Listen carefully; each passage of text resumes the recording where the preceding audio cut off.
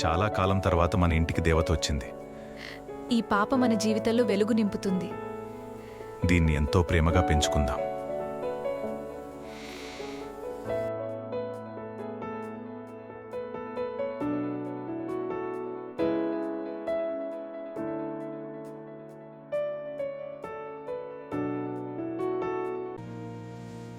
ఇది ఎంత బాగుందో చూడు.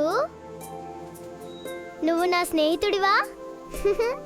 మనం ఇక్కడ దాక్కుందాం.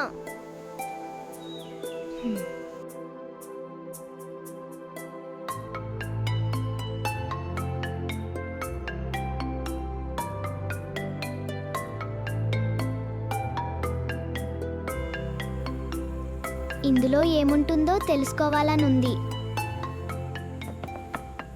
అమ్మో, ఇది ఎంత అందంగా ఉందో. నువ్వు నన్ను నిద్రలేపావు. నువ్వు నా బాధల నుండి నన్ను విడిపించావు.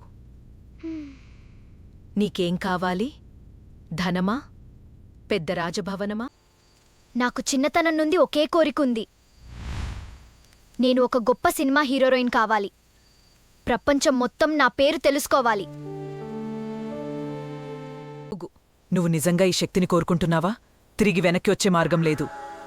గుర్తుంచుకో, నీ ఆశే నిన్ను నా బానిసగా మారుస్తుంది. ఈ కోరికను నేను నెరవేరుస్తాను. ప్రపంచం నిన్ను ఆరాధిస్తుంది. నువ్వు నాకు ఒక చిన్న షరతు చేయాలి.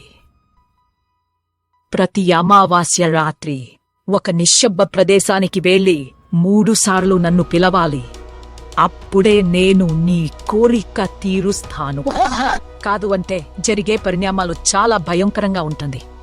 నువ్వు నన్ను 3 సార్లు పిలవకపోతే అదే నీ చివరి రోజు. ఇక నీ ప్లేస్లోకి నేనొచ్చేస్తాను. కీర్తి కోసం ఆరాటపడుతున్న ఆ అమ్మాయి రెండవ ఆలోచన ఓకుండా అంగీకరించింది.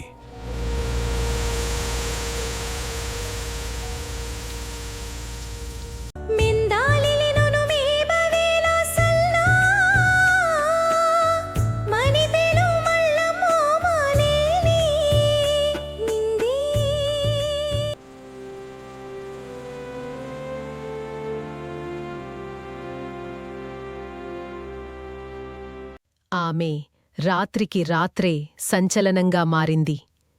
దేశవ్యాప్తంగా ఒక సూపర్ స్టార్గా మారింది.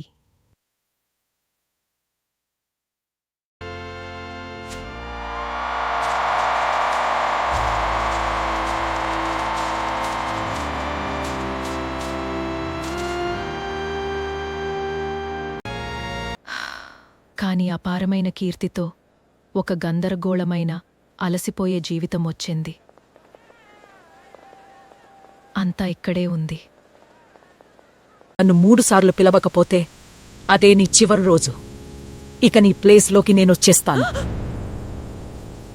అమావాస్య.